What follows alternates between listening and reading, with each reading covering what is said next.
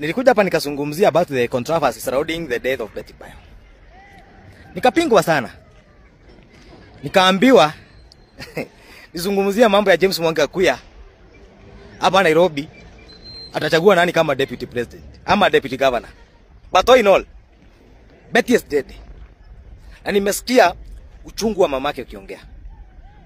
Na mimi nilikuja hapa nikasema huyu Tash simuamini. In the first place, mamake pia aliconfirm venye nilikuwa nauliza. Hii kanza inakula mtu 2 days. Mkaelezea ati sijui ati leukemia, ati nilikuwa. Wengine hata wananiambia tu walikuwa na mabrother zao walikufa na leukemia within 2 weeks. Hakuna kanza mtu anaweza kufa na 2 weeks. My good friends. Na mtu asikuja hapa kudanganya simply because unadhani wewe you know Betty more than I do. Na watu waache hizi mapamanga mingi. Betty akufa na kansa. Na mamake aliconfirm. Na aliuliza the same question niliuliza hapa. Tena nikasikia Tasha alikuwa anapiga Betty Bayo. Wacheni niwaambie our ladies, our sisters, our ladies. Kuna wanaume wengine wanatumia hata dumba kupata wanawake. Nimesikia ati Betty Bayo sijui alichukua pesa ngapi, sijui niliona ama nikachukua pesa. Akanunulia jamaa trucks in US.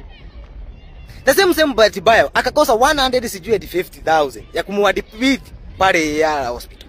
My good friends, mkaniambia hapana sijui. Wewe wacheni kutetea watu na mwajui. Huyu Tash tunasikia tena akona bibi. Nilikuja hapa nikauliza swali moja. Wakati Betty Bayo alikuwa anapiga nduru, apelekwa hospitali, akapelekwa na sijui na Boch na neighbors, bwanake alikuwa wapi?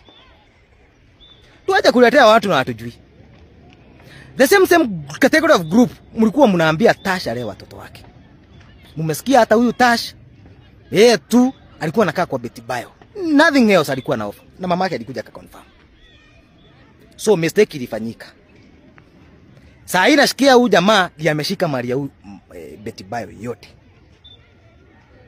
Wacheni waulize watu wangu ama tuulizane watu. Sasa nyinyi mlikuwa mnasema Tasha aende na watoto. Ati Kanyari hawezi. Na huyu jamaa alikuwa amewekwa.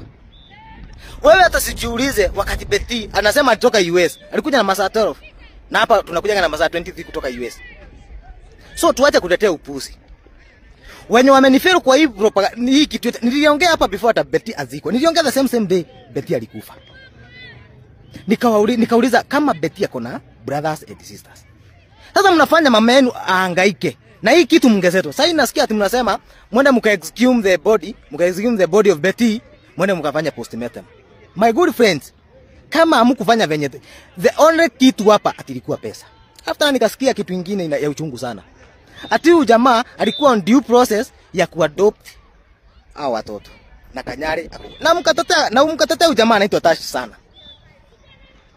So mimi nataka kwanza kuambia maserebs wa Kikuyu.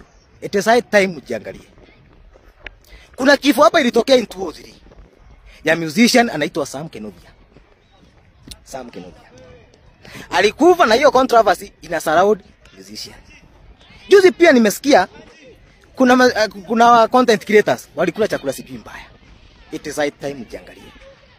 Ya mwisho na ya muhimu. Shiro wa GP. Wewe si mtu mngwana hata kidogo.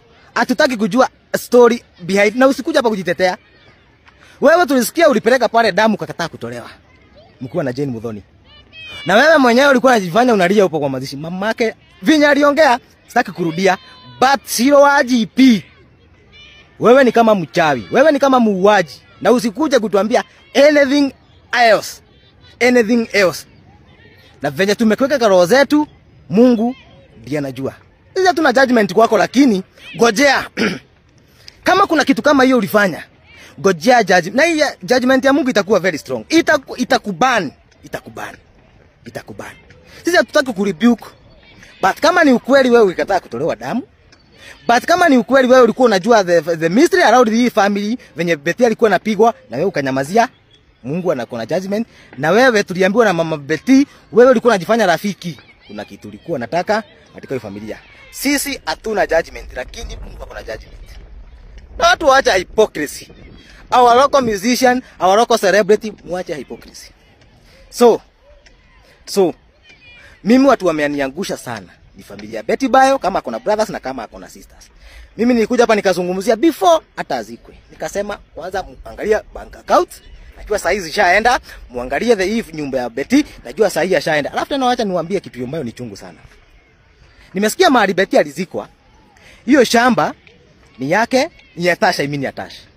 Sasa katika Kikuyu customary marriage, ninyi mnajua venye inasemanga, lakini ukishazika mwanamke kwa shamba yako, hiyo legally kwa custom zetu hiyo ushamuoa.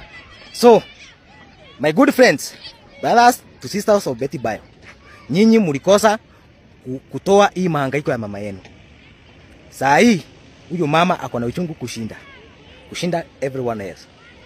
Betty is gone.